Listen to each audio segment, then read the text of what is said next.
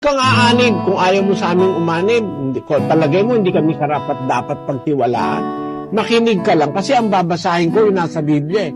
Hindi naman binabasa ng iba yun eh. Natitiyak ko, hindi binabasa ng iba yun. Kasi pagka mahigpit na yung aral, ayaw na nila basahin.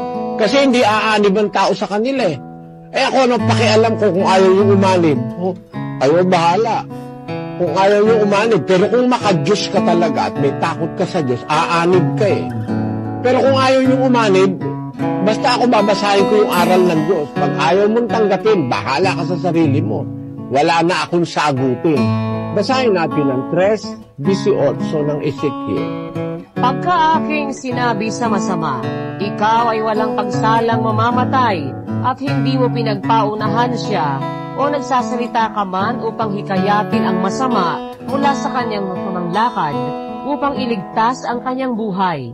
Ang gayong masamang tao ay mamamatay sa kanyang kasamaan, ngunit ang kanyang dugo ay aking sisiyasatin sa iyong kamay. Pagka gusto mo, huwag kang mapahamak, nangangaral ka. Pag sinabi ng Diyos, sabihin mo. Pagka sinabi ng Diyos, di mo sinabi, namatay yung taong masama. Sisiyasatin ko ang kanyang dugo sa iyong kamay.